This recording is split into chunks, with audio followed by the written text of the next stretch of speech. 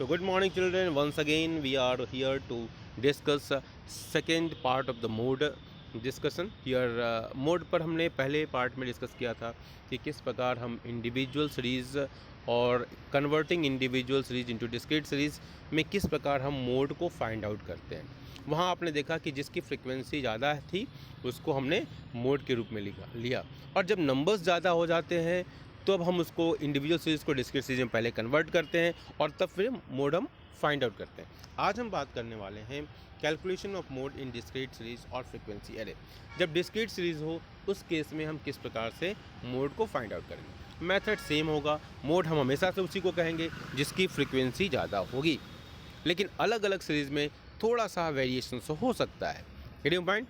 थोड़े से फार्मूले का अंतर हो सकता है। जैसे कंटिन्यूस सीरीज़ में अगर आप फार्मूला देखें तो उसके फार्मूले थोड़े से अलग हो जाएंगे क्योंकि वो कंटिन्यूस सीरीज़ है, हम उसके बारे में अलग से बात करेंगे। चलिए, तो आज हम बात करने वाले हैं calculation of mode in discrete series और फ्रीक्वेंसी एरे। आपकी स्क्रीन पर विजिबल है, there are two methods for calculation of mode in discrete series. पहला है इंस्पेक्शन मेथड और दूसरा है ग्रुपिंग मेथड। तो यहाँ पर थोड़ा सा अंतर आया, ठीक है। इंस्पेक्शन मेथड तो as usual it is the common है, ठीक है। और एक नया मेथड आपके सामने स्क्रीन पर आ रहा है जिसको हम ग्रुपिंग मेथड कहते हैं। वैसे भी हम ग्रुप में रहने में विश्वास करते हैं, वी आर ह्यूमन बीइंग, हम ग्रुप में रहते हैं, सिक्योर महसूस करते हैं। तो चलो भाई, ग्रुपिंग मेथड को भी हम एक्सेप्ट करते हैं। सबसे पहले हम बात करेंगे इंस्पेक्शन मेथड की। ये भी बड़ा आसान है, जैसे भी आपने पहले देखा है। In the case of individual series, inspection method is sometimes used for the calculation of mode in discrete frequency series as well.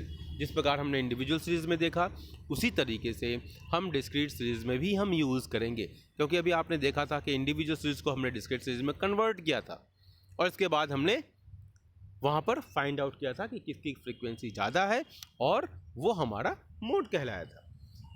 An inspection of the series would show the mode or the value that has the highest frequency in the series, provided the series are regular and homogeneous. यहाँ पर एक word use किया गया, regular और homogeneous series, ठीक है।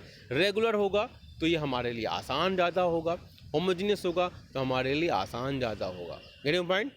तो चलिए, अब रेगुलर देखो 110, 20, 130, 140, 150, 160। देखो ये इसके डिफरेंसेस बिल्कुल होमोजीनस हैं। 10, 10, 10 का डिफरेंस है। इट इज़ वेरी इजी, बहुत ही स्वीट लगता है ना, इसको पढ़ना भी स्वीट लगता है। जैसे बच्चों से पूछा जाए ना कि टेबल बेटा पढ़ो, तो पर बच्चे बोलते हैं ना उनको याद नहीं होता है, तो बच्चे को 10 की टेबल बड़ी आराम से याद होती है। तो बच्चे बोलते हैं कि मैं टेबल सुनाऊँ, हाँ 10 1 जा 10, 10 2 जा 20, 30, 40, 50, 60 कर देते हैं।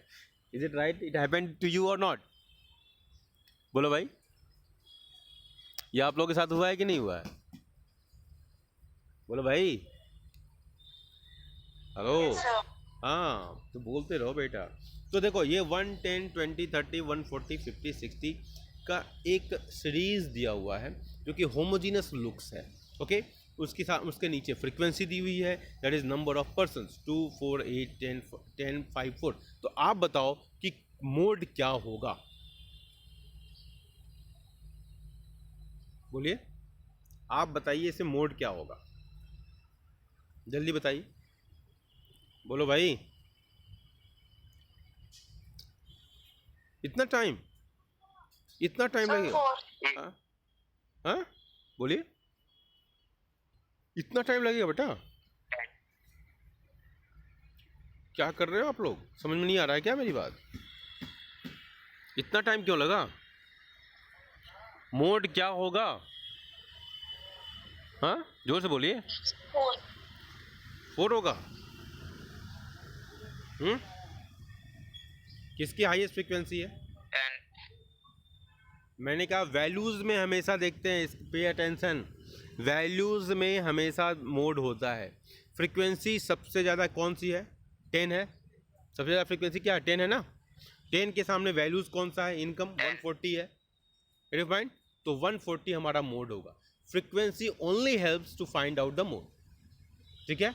तो फ्रीक्वेंसी 10 सबसे ज़्यादा फ्रीक्वेंसी है, 2, 4, 8, 5, 4, उसमें 10 सबसे ज़्यादा दिखाई दे रहा है, तो 10 को हमने फाइंड आउट कर लिया। 10 के सामने वैल्यूज़ कौन सी है? 140, तो हमारा मोड क्या हो गया? 140। देखो आपके सामने लिखा हुआ है स्क्रीन पर, मोड क्या है? Z 140। क्लियर? समझ में आई बात? समझ में आई बात? बोलो भाई, आर गेटिंग पॉइंट? समझ में आ रहा है बात? बोलो, डाउट है? मोड हमने क्या बोला? देखो, एक बार में पुनः वापस आते हैं, उस सारे बेसिक्स के पास जाते हैं। बेसिक्स के पास जाते हैं जब हम डिफिनीशन कह रहे हैं तो क्या कहते हैं? Mode is derived from the French word la mode which means a thing in vogue और फैशन। फैशन कौन सा होता है? जिसकी जो ट्रेंडिंग होता है, जिसको लोग पहनते हैं, जिसको लोग फॉलो करते हैं। Get point? That is a fashion, मतलब जिसकी फ्रिक्वेंसी ज़्यादा है। ठीक है, यहाँ पर देखो, the value of the variable which occurs most frequently in a distribution is called mode. तो इसमें कन्फ्यूजन तो होना नहीं चाहिए भाई। पहले वाले एग्जाम्पल में भी देखो, 22 की फ्रिक्वेंसी सबसे ज़्यादा है 4 बार, तो मोड क्या हुआ? 22 हुआ, ना कि 4 हुआ। जब हमने कन्वर्ट किया इंडिविजुअल को डिस्क्रीट में, देखो तो 10.6 की फ्रीक्वेंसी सबसे ज़्यादा है, 5 नहीं हुआ मोड क्या हुआ? 10.6 हुआ। वैल्यूज़ हमेशा होगा। इसके बाद डिस्क्रीट में भी हमने वही बात किया बेटा कि 10 सबसे ज़्यादा है फ्रीक्वेंसी, हाईएस्ट फ्रीक्वेंसी 10 है, तो 10 के सामने वैल्यूज़ क्या? 140, तो मोड क्या हुआ? 140 होगा। Confusion over? Confusion over? बोलो भाई, confusion over? Should I leave the class?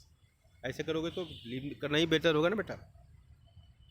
बोलो भाई, चिल्ड्रन क्या कर रहे हो? सो रहे हो क्या तुम लोग? हाँ,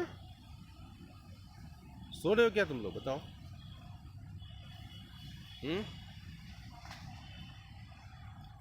सो रहे हो क्या क्लास में? मैं रिपीट करने वाला नहीं हूँ, बता दे रहा हूँ। चलो, तो ये हमने देखा कि डिस्क्रीट सीरीज में किस प्रकार से हम इंस्पेक्शन मेथड के माध्यम से हम निकालते। एक बार फिर दोबारा मैं बता दे रहा हूँ, इंस्पेक्शन मेथड हमने इंडिविजुअल सीरीज में भी देखा था, जिसमें हम केवल देखकर पता कर लेते हैं कि जिसकी फ्रिक्वेंसी ज़्यादा है वो हमारा मोड होगा।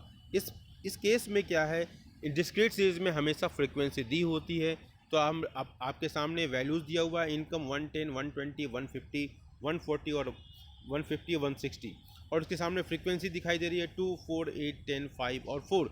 10 जो है सबसे ज़्यादा दिखाई दे रहा है फ्रीक्वेंसी में, तो 10 के सामने जो वैल्यूज़ है 140, तो 140 हमारा मोड होगा, that is Z is equal to 140। Clear? Clear बेटा? हाँ, वेरी गुड। चलो, तो ये हमारा दूसरा पार्ट हो गया वीडियो का।